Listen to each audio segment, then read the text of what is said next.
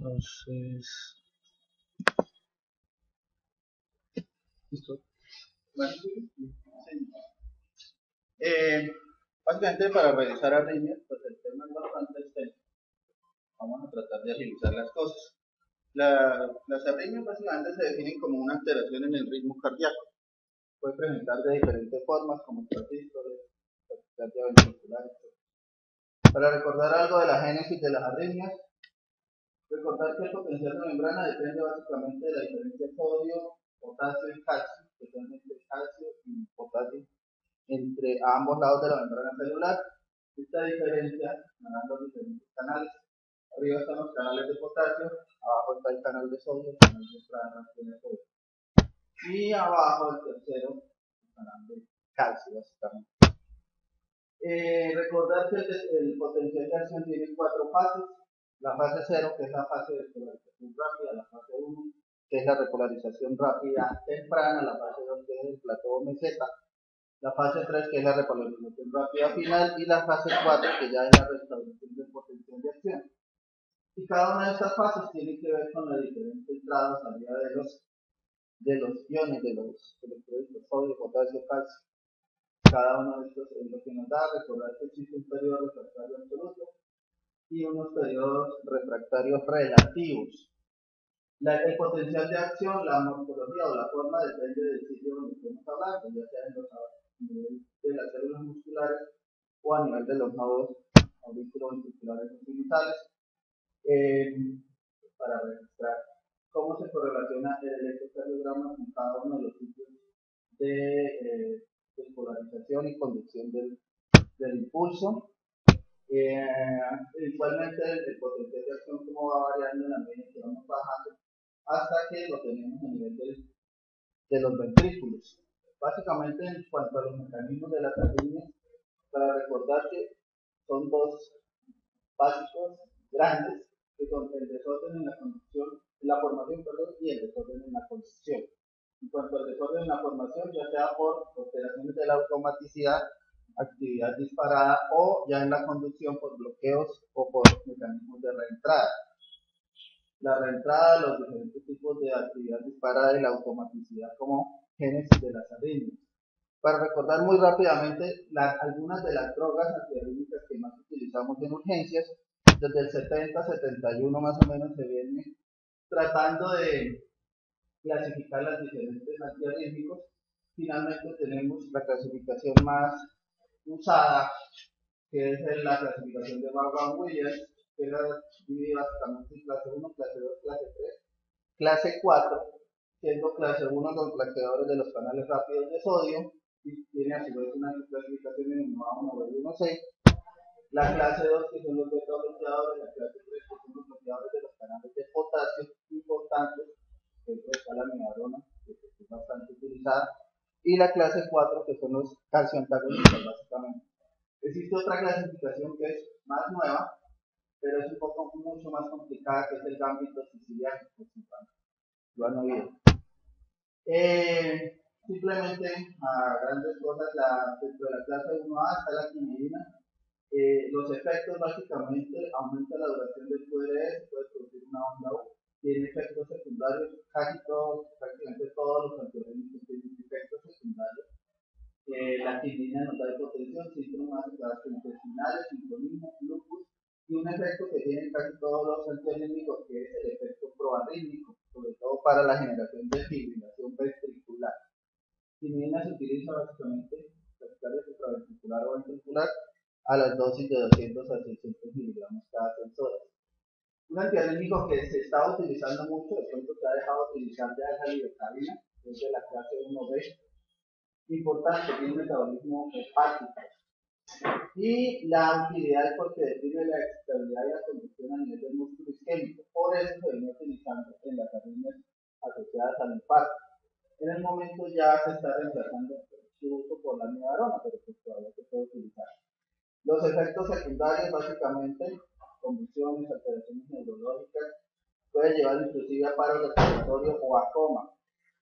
La dosis para recordar, un bolo de 1.5 miligramos kilo, y se deja una infusión de 1 a 4 miligramos por minuto. Se recomienda generalmente, como tiene una vida media de unos 9 a 10 minutos, dar 3 bolos adicionales a la mitad de la dosis inicial, cada 5 a 10 minutos, hasta máximo 3 miligramos kilo. Importante, la lidocaína disminuye la dosis en falla hepática, en falla cardíaca y en pacientes ancianos. La propafenona, otra droga de metabolismo hepático, se utiliza básicamente en arritmias supraventriculares, ventriculares y es de vía oral, básicamente, de uso vía oral. Los betabloqueadores, pues están los cardioselectivos, los cardioselectivos. Los más utilizados son el metoprolol, de pronto, se utiliza sobre el propanolol. El carvedilol, que lo utilizamos mucho en infarto, para recordar la selectividad de, sobre todo, lo que es el metoprolol, que es beta 1, el carvedilol, que es tanto beta 1 como alfa 1. Y los bloqueadores de los canales de potasio, que son clase 3, para recordar la amiodarona. Importante, están relacionados con aumento del QT y generalmente se asocian con taquicardia ventricular polimorfa. Entonces, la amiodarona básicamente se considera un antiarrítmico como el antiarrítmico ideal, porque tiene efectos tanto de clase 1, 2, 3 y 4. Es un producto vasodilatación periférica y coronaria, tiene metabolismo hepático, el metabolito se llama la desoxilamiodarona. La característica es que tiene una vida media muy prolongada, una vida media inicial de hasta 10 días y una vida media terminal que puede ir hasta los 100 días.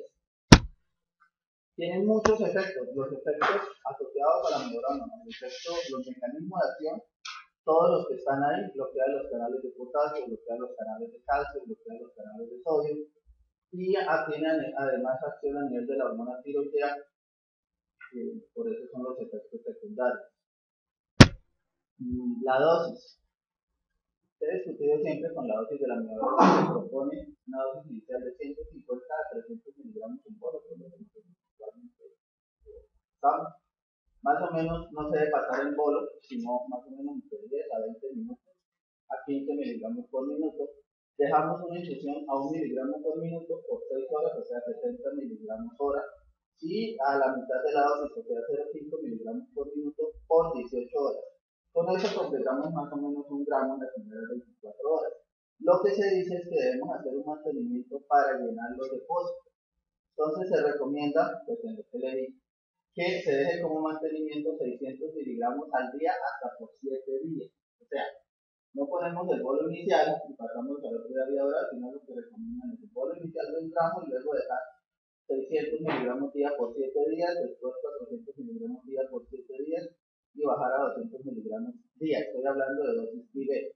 Y posteriormente se da la dosis oral, las primeras 3 semanas hasta 1200 miligramos y posteriormente se empieza a bajar con tal de dejar una dosis de base de menos de 300 miligramos, por lo que somos normalmente 200 miligramos. Estuve revisando en varias partes. Hay otros textos que solamente en realidad hablan de la dosis del bolo del gramo inicial y luego se pasa a la dosis diaria. Entonces, sí, obviamente la acción se va a prolongar. Y sobre todo, el problema son los efectos secundarios. La amiodarona es muy buen antiarrítmico, excelente, pero tiene muchos efectos secundarios. Se habla de que hasta el 75% de los pacientes a 5 años desarrollan efectos secundarios. Principalmente, o el más serio es a nivel pulmonar, produce reacción de hipersensibilidad y fosfolipidiosis y produce enfermedad pulmonar de tipo restrictivo, con una mortalidad de hasta el 10%. También afecta a las enzimas hepáticas, puede producir cirrosis. A nivel del sistema nervioso central puede dar neuropatía, encefalopatía. A nivel ocular están descritos los depósitos corneales, atrofia ocular. Otra que es muy frecuente, el hipo o el hipertiroidismo. A nivel de la piel, la fotosensibilidad, inclusive algunos pacientes pueden desarrollar un color azul en la piel. Y a nivel cardiovascular puede dar bradicardia, asociado. La torsión de punta se presenta hasta en el 2%, y en pacientes con presión de eyección muy baja, pues puede ocasionar mayor deterioro de su falla cardíaca. La indicación de la amiodarona, lo que sabemos, taquicardias ventriculares, taquicardias supraventriculares, y en el manejo inicial de la fibrilación auricular para hacer cardiología farmacológica, hoy para mantener también el ritmo. Un derivado de la amiodarona es la dronadarona, de la cual se ha hablado mucho últimamente. Es un derivado no yodado se supone que tienen menos efectos secundarios. La dosis son 400 miligramos 2 veces al día. Se utiliza en flux de fibrilación auricular, pero algunos estudios, la Andrómeda y el Pallas, nos han reportado aumento en la mortalidad en los pacientes con falla cardíaca. Entonces, es una contraindicación para el uso de la dronaderona, que es nombre comercial Multac, la falla cardíaca y la falla hepática, para tener en cuenta. Calcioantagonistas, el verapamil, básicamente la dosis 10 miligramos, se coloca en 1 a 2 minutos. Se utiliza sobre todo en taquicardias supraventriculares, taquicardias por entrada nodal y para controlar la respuesta ventricular. De pronto lo hemos dejado de usar. La verdad no sé si es que ya no hay, no se consigue. Pero el porque está recomendado. Bueno, hay muchos calcioantagonistas que se utilizan, verapamil y lipiocel son los que más se recomiendan. La adenosina, para recordar que es un nucleósido endógeno que activa la corriente de potasio, que saca el potasio, y por lo tanto produce una hiperpolarización de la membrana, disminuyendo la contractilidad auricular del nodo sinoauricular y del nodo auriculoventricular. Importante, la vida media de la adenosina solamente hasta 6 segundos. Recordar que la dosis inicial son 6 miligramos y un segundo bolo de 12 miligramos y nada más. Se contraindica en cualquier grado de bloqueo AB, síndrome del seno interno, en asma puede presentar crisis asmática. Se utiliza básicamente en la taquicardia supraventricular paroxística o dentro del diagnóstico de una taquicardia de complejo angosto se puede utilizar para determinar el origen.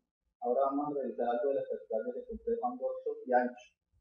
Se sabe que estos pacientes, cuando podemos tener taquicardia de complejo ancho asociado a una taquicardia supraventricular, en estos casos, con adenosina respondería a la adenosina. Si es una taquicardia ventricular básica, no va a responder a la adenosina, igual no va a producir efectos secundarios. La digital, recordarla por su efecto inotrópico positivo. Sabemos que deprime la condición a nivel del nodo auriculoventricular, produce una inhibición de la ATPasa, aumentando sodio y calcio intracelular y disminuyendo el potasio. El uso en la digital básicamente en las taquicardias de complejo angosto, sobre todo asociadas a la falla cardíaca. Está la dosis que se recomienda. Importante los efectos secundarios, sobre todo de origen gastrointestinal, mareo, alteraciones visuales, cefalea, depresión, y menos frecuentes pues ya son síntomas como psicosis, síntomas cardíacos de tipo bloqueo, aumenta las extrasístoles ventriculares o puede producir arritmias que son conocidas como arritmias asociadas a la digital. El otro agente que lo utilizamos mucho es el magnesio, básicamente en torsión de puntas, taquicardias ventriculares asociadas a la intoxicación por digital y la dosis de 2 a 4 gramos. Entonces, la arritmia básicamente es una alteración en el ritmo. El paciente puede consultar por diversos síntomas, puede estar asintomático o puede tener palpitaciones, debilidad, dolor torácico, síncope. Importante para la clasificación de una arritmia con un paciente en urgencias, de acuerdo al origen electrofisiológico, de acuerdo al electrocardiograma y de acuerdo a la enfermedad subyacente. Entonces, básicamente se clasifican en bradicardias, taquicardias, lo que son las extrasístoles. Dentro de las taquicardias están las de complejo ancho, complejo angosto y los síndromes de preexcitación. ¿Cómo se hace el enfoque de un paciente en urgencias? Puede ser muy complejo. A uno le llega un paciente y uno tendría que hacer todo eso para tratar de determinar. Ahora vamos a hablar algo de eso. Si es de complejo ancho, si es de complejo angosto, y dependiendo de cómo se va abriendo el árbol de diagnóstico para llegar finalmente al diagnóstico de la arritmia. ¿Qué es lo importante en la evaluación de un paciente en urgencia? Si el paciente está estable, si el paciente está inestable. Obviamente, si el paciente está inestable y está taquicárdico, pues básicamente preferimos con terapia eléctrica, como ya sabemos. Si está bradicárdico, pues proteína, inotrópicos o más capaces. Si el paciente está estable, pues nos da tiempo para evaluarlo, para hacer una evaluación estándar como cualquier paciente en urgencias, revisar la vía aérea, la circulación, la respiración y todas las intervenciones que son apropiadas al paciente, ya sea el oxígeno, monitoreo de la presión arterial, ritmo cardíaco, la oximetría de pulso, tomar el electrocardiograma y colocar un acceso intravenoso. Entonces, importante, cuando el paciente está inestable, cuando el